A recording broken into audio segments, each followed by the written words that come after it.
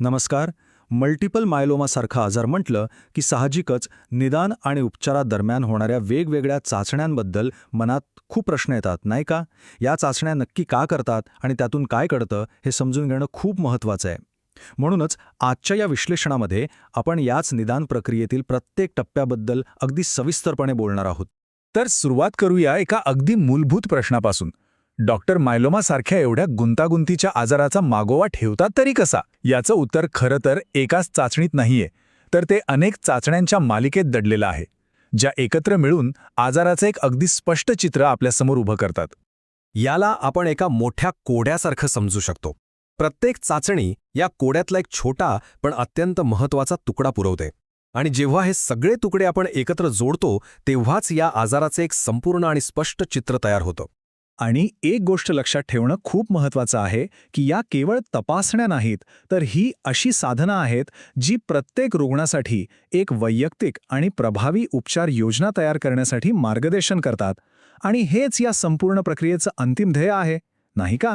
ठीक आहे, चला तर मग सुरुवात करूया सर्वात मूलभूत आणि नियमितपणे केल्या जाणाऱ्या चाचण्यांपासून. हो, रक्त आणि लघवी तपासणी. या कमी त्रासदायक असल्या तरी प्रचंड महत्त्वाची माहिती देतात. या चाचण्या रुग्णाच्या आरोग्याचं एक व्यापक चित्र देतात. म्हणजे बघा, कंप्लीट ब्लड काउंटमधनं रक्ताच्या लाल पांढऱ्या पेशींची संख्या कळते, ज्यामुळे ॲनिमियासारख्या समस्या लगेच ओळखता येतात. ऑर्गन फंक्शन चाचण्या मूत्रपिंड आणि यकृताच्या कार्यावर लक्ष ठेवतात.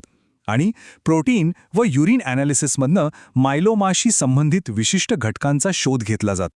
आता इथे एक फार महत्त्वाचा शब्द येतो, मोनोक्लोनल प्रोटीन्स किंवा एम प्रोटीन्स. हे काय आहे? तर मायलोमा पेशी काही असामान्य प्रोटीन्स तयार करतात. सोप्या भाषेत सांगायचं झालं तर हे असे सदोष सिग्नल्स आहेत जे शरीरात आजार असल्याची सूचना देतात. आणि मग हे सदोष सिग्नल्स मोजण्यासाठी एम बँड नावाची चाचणी वापरली जाते. ही चाचणी रक्तातील या असामान्य प्रोटीनचं प्रमाण किती आहे हे मोजते. म्हणजे सोप्या शब्दात, एम बँड जितका जास्त तितकी आजाराची तीव्रता अधिक असण्याची शक्यता असते. पण कधीकधी फक्त एम बँडची चाचणी पुरेशी नसते. असं का? कारण काही मायलोमा प्रकारांमध्ये या प्रोटीन्सचे फक्त लहान लहान तुकडे तयार होतात, जे एम बँड चाचणीत सापडत नाहीत. मग तिथे सीरम फ्री लाईट चेन ॲसे ही अधिक संवेदनशील चाचणी उपयोगी पडते. यावरून अगदी स्पष्ट होतं की डॉक्टरांना संपूर्ण चित्र मिळवण्यासाठी एकापेक्षा जास्त साधनांची गरज का असते. बरं, रक्त आणि लघवीच्या चाचण्यांमधून आपल्याला आजाराचं काही संकेत तर नक्कीच मिळतात. पण त्याच्या मुळापर्यंत पोहोचण्यासाठी डॉक्टरांना थोडं आणखी खोलवर जावं लागतं. आणि इथेच येते बोन मॅरो बायोप्सी. आता हे नाव ऐकूनच अनेकांना थोडी चिंता वाटू शकते, आणि ते साहजिक आहे. पण आपण ही प्रक्रिया काय आहे हे अगदी सोप्या भाषेत समजून घेऊया. बोन मॅरो बायोप्सी आणि ॲस्पिरेशनमध्ये नक्की काय होतं? तर एका मोठ्या सुईच्या मदतीने सहसा नितंबाच्या हाडातून बोन मॅरोचा म्हणजे हाडांमधल्या मज्जेचा एक छोटासा नमुना घेतला जातो. यात द्रवरूप आणि घनरूप असे दोन्ही नमुने असतात. ही चाचणी निदानासाठी अक्षरशः निर्णायक ठरते. का? कारण यातून बोन मॅरोमध्ये मायलोमा पेशींचं नेमकं प्रमाण किती आहे ते कळतं. शिवाय या पेशींचा वापर DNA सिक्वेन्सिंग सारख्या प्रगत आनुवंशिक चाचण्यांसाठीही केला जातो. या चाचण्या म्हणजे काय?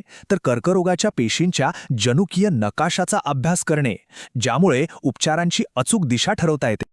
आणि आता तो प्रश्न जो साहजिकच अनेकांच्या मनात येतो, या प्रक्रियेत वेदना होतात का? चला आता काय आणि कायापासून रुग्णाच्या अनुभवाकडे वळूया. याचं उत्तर खूप दिलासादायक आहे.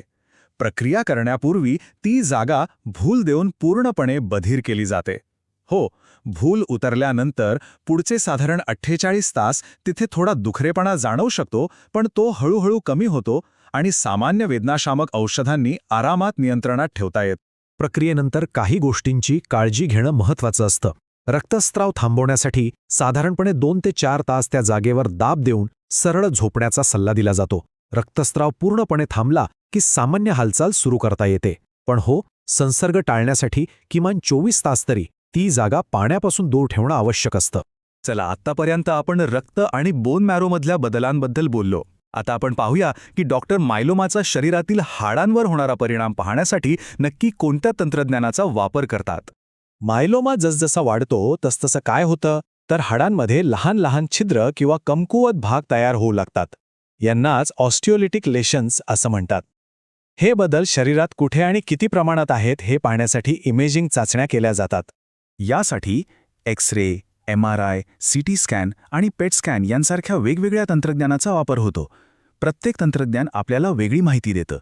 उदाहरणार्थ, एक्स-रे आणि CT स्कॅन हाडांची रचना अगदी स्पष्टपणे दाखवतात, तर MRI आणि पेट स्कॅन आजाराच्या सक्रियतेबद्दल अधिक सखोल माहिती देऊ शकतात. ठीक आहे, आतापर्यंत आपण वेगवेगळ्या चाचण्यांबद्दल जाणून घेतलं. पण या सगळ्या माहितीचा अर्थ काय?